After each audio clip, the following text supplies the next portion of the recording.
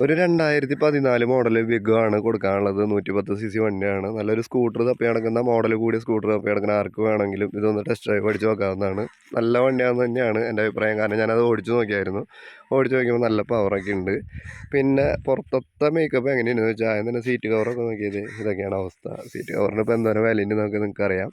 പിന്നെ ഇത് ഈ ഫ്രണ്ട് സൈഡ് നോക്കുകയാണെങ്കിൽ ഒന്നും ചെയ്തിട്ടില്ലടാ, വണ്ടി കഴുകിയിട്ടില്ല, പോളിഷ് ചെയ്തിട്ടില്ല, ഒന്നും ചെയ്തിട്ടില്ല. ഈ സംഭവമൊക്കെ വെറും ആ 20 രൂപയുടെ വാക്സിൻ വെച്ച് തുടച്ചാൽ തന്നെ അടിപൊളി സംഭവമായിരിക്കും. മെയിനായിട്ട് നമ്മുടെ ലെഗ് വെക്കിന് ഭാഗത്ത് ഫുഡ് സ്പേസ് എന്ന് പറയുന്ന സ്ഥലത്ത് നോക്കിയൊക്കെ ഒരു കുഴപ്പമില്ല, ഒരു തുരുമ്പുമില്ല, ഒരു സംഗതിയില്ല, നല്ല അടിപൊളിയായിട്ട് ഇരിക്കുകയാണ്. പിന്നെ ഉള്ള കംപ്ലൈൻറ്റ് ഞാൻ ജസ്റ്റ് ഒന്ന് കാണിച്ചു തരാം. ഇവിടെ ഒരു സംഭവം, ഈ ബാക്ക് ലൈറ്റൊന്നും ഒരു കുഴപ്പമില്ല. ബാക്ക് ലൈറ്റൊക്കെ നല്ല അടിപൊളിയായിട്ട് തന്നെ ഇരിക്കുന്നുണ്ട്.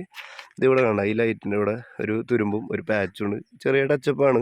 അതുപോലത്തെ ഒരു സ്ഥലം കൂടി ഉണ്ട്, ഞാൻ ജസ്റ്റ് കാണിച്ചു തരാം. ഇവിടെ കളർ പോയിട്ടുണ്ട്, ചെറിയ കളർ പോക്കാണ്, അല്ലാണ്ട് തുരുമ്പൊന്നും വന്നിട്ടില്ല.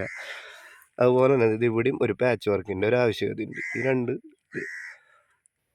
ഉണ്ടോ, ഈ 2-3 പാച്ച് വർക്ക് ഉണ്ട് എന്നുള്ളത് യാഥാർത്ഥ്യമാണ്. പിന്നെ വേറെ കുഴപ്പങ്ങളൊന്നുമില്ല. പിന്നെയൊക്കെ ഇവിടെയൊക്കെ ചെറിയ പെയിൻറ്റ് പോയിട്ടുണ്ട്. പിന്നെ ഇതിവിടെ ഒരു സംഭവമുണ്ട്, ഇതൊക്കെയാണ്. ഇതിവിടെയും പെയിൻറ്റ് പോയിട്ടുണ്ട്. ഇതൊക്കെയാണ് വണ്ടിയിലെ സംഭവമുള്ളൂ.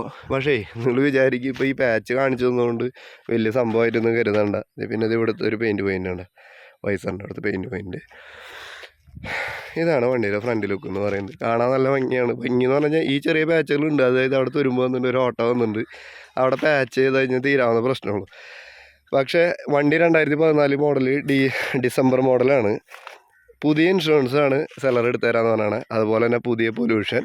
പിന്നെ ആൾ പറയുന്ന എമൗണ്ടിലേക്ക് നിങ്ങളുടെ പേര് മാറ്റി തരും, ഈ കാര്യങ്ങളൊക്കെ ചെയ്തു തരും. പുതിയ ബാറ്ററിയാണ്, പുതിയ ഇൻഷുറൻസ്, പുതിയ ബാറ്ററി, പുതിയ പൊല്യൂഷൻ.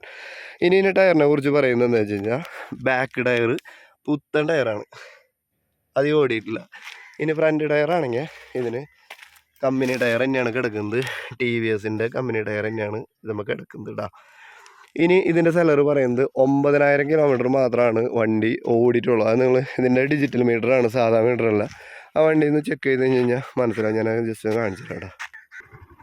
അപ്പോൾ വണ്ടി ഓണാക്കിയിട്ട് ഇതിൻ്റെ ഡിജിറ്റൽ മീറ്ററിലേക്ക് നോക്കുകയാണെങ്കിൽ 9375 കിലോമീറ്ററാണ് നിലവിൽ ഓടിയിട്ടുള്ളത്.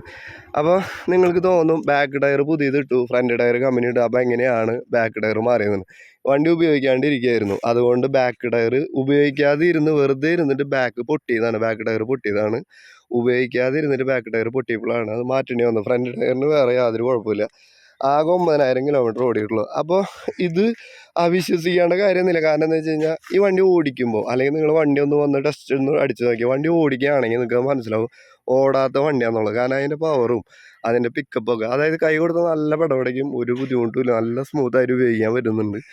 അപ്പോൾ നിങ്ങൾക്ക് താല്പര്യം ഉണ്ടെങ്കിൽ ഈ വണ്ടി ഉപയോഗിക്കാം. നല്ല മൈലേജ് ഉണ്ടെന്നാണ് സെല്ലർ പറയുന്നത്. വണ്ടി ഇരിക്കുന്നത് ഇരിങ്ങാലക്കുടയ്ക്ക് അടുത്ത് മുരിയാട് എന്ന് പറഞ്ഞ സ്ഥലത്താണ്. അപ്പോൾ സെല്ലറെ വിളിക്കുക, വിലപേശലും കാര്യങ്ങളൊക്കെ നടക്കുമെന്ന് ചോദിക്കുക. 22,000 രൂപ മാത്രമാണ് ഈ 2014 ഡിസംബർ മോഡൽ വണ്ടിക്ക് ആൾ ആവശ്യപ്പെടുന്നൊരു തുക. അപ്പോൾ നിങ്ങൾ ഒന്ന് നോക്കിക്കോ, 2014 ലാസ്റ്റ് മോഡൽ, വെറും 9300 ചില്ലാൻ കിലോമീറ്റർ, ബാക്ക് ടയർ പുതിയത്, ബാറ്ററി പുതിയത്, ഇൻഷുറൻസ് പുതിയത്, പൊല്യൂഷൻ പുതിയത്, ഇത്രയും കാര്യങ്ങളൊക്കെ ആയിട്ട് പേര് മാറ്റി നിങ്ങളുടെ കയ്യിൽ തരും. ചെറിയ രീതിയിൽ വീണ്ടും വിലപേശാം. അപ്പോൾ നിങ്ങൾക്ക് കംഫർട്ടാവുന്ന ഒരു വിലയിലേക്ക് വിലപേശലൊക്കെ നടത്തിയതിന് ശേഷം നിങ്ങൾ വേണമെങ്കിൽ ഒന്ന് വിളിച്ചോ, കാര്യങ്ങളൊക്കെ ഉറപ്പിച്ചോ. വണ്ടി വാങ്ങി കഴിഞ്ഞ് കഴിഞ്ഞാൽ ഫസ്റ്റ് നിങ്ങളുടെ പേരിലേക്ക് മാറ്റാനായിട്ട് അന്ന് തന്നെ ആളെന്തായാലും മാറ്റി തരും. മാറ്റാൻ ശ്രദ്ധിക്കുക. പറ്റുവാണെങ്കിൽ ഇൻഷുറൻസും കൂടി മാറ്റിക്കോളാം, ഇല്ലെങ്കിൽ വലിയ ദുരന്തം പിന്നീട് ഉണ്ടാവും.